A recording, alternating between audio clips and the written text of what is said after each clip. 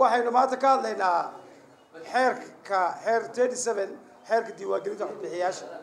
badanaa website-yadu waxay qoraan xeerka diiwaangelinta madaniga xeerka ma xeerka ka shaqeynay waa xeerka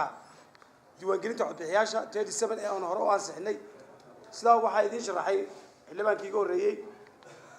habraac iyo wada shaqeyn bay leeyihiin labada golaha wakiilada ee dadweynuhu soo doortay iyo golaha odayaasha guurtida ee habeeleedka ku fadhiya ee kuraasadoodii saddexda goor la kala dhaxlay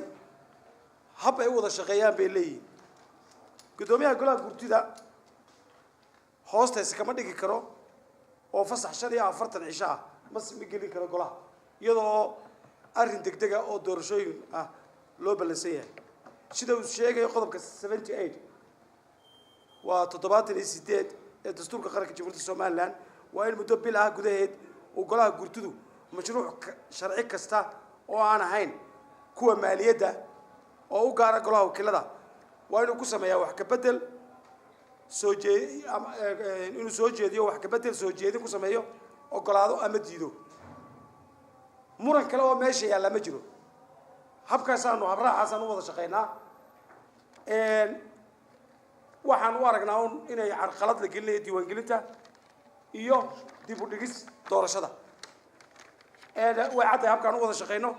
xildhibaano ayaa u tagay baa la yidhi 12 xildhibaanadaas waxay garan waayeen golaha ay ka tirsan yihiin waxay malaab moodeen inay golaha guurtida ka tirsan yihiin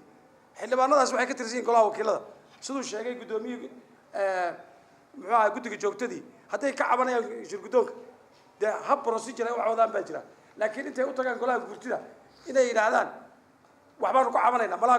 golaha khaldameene ha loo sheego inay ka tirsan yihiin golaha wakiilada hadday garan waayeen hadday fahmayaan loogu dhaarto inay golaha wakiilada ka tirsan yihiin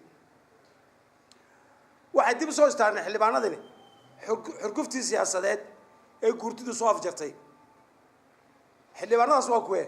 waa xildhibaanada laga soo shidaaliyo madaxtooyada ee aan u naqaano mooshin quutayaasha annaga waxaanu nahay xildhibaanada u taqaanaa xildhibaanada xalaasha aan mooshinada quudan laakiin iyagu waxay wax ka dayaan oo lufluf iyo dilada ka dayaan mooshino tan way la seegeen xeerteedii 7 baanu ka hadlaynay oo lagu dulshaxay oo wax laga bedelay waxay yiraahdeen ka soo qayb gali mayno kal fadhiga aan caadiga ahayn ee sabtida loo ballamay ee lagu ansixinayo commissionka waxay ka wada socdaan dib u dhigista doorashooyinka madaxtooyada oo aan wali golaha u soo gudbin siifiyadii iyo dokumentigii sharciga ah ee xubnaha la soo xulay commissionka ee u soo gudbin lahayd xukuumaddu kuwa ayay ku fadhiisteen waxa idin faahfaahiyay xildhibaankii ugu horeeyay waxay leeyihiin bas sabtida yaan la furin golaha ha lagu jiro fasaxi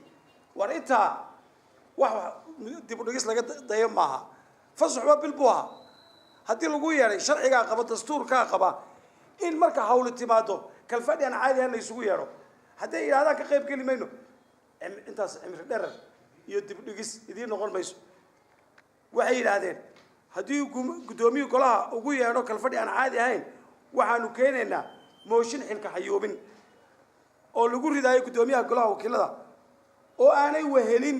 labada gudoomiye ku xigeen haddii ay xurguftii dib u istaareen hadday dib u istaareen xurguftii diyaar baanu nahay inaanu anaguna xurguftii dib u istaarno qaniya ka fujisa maxaanu samaynaynaa nimankan iyagaa haysta xukuumadda iyagaa lacagtii haysta iyagaa ciidankii haysta iyagaa golihii guurtida haysta haddii ay keenaan xilka xayuubin gudoomiyaha waxaanu keenaynaa xilka xayuubin madaxweyne oo aanu qiil u hayno madaxweyne daalan oo aan doorasho geli karin madaxweyne muddo kordhin doonaya madaxweyne kala oranaya ma sharaxni kala waa sharaxanay war miidaan waasac ka soo dhiga kalaanu soo dhigaynaa ciidankii iyo lacagtii iyo guurtidii iyo dawladda idinka haysta bal cidda ay wax ka daadanayaan ee wax ka qubanayaan hal arko والسلام عليكم ورحمة الله وبركاته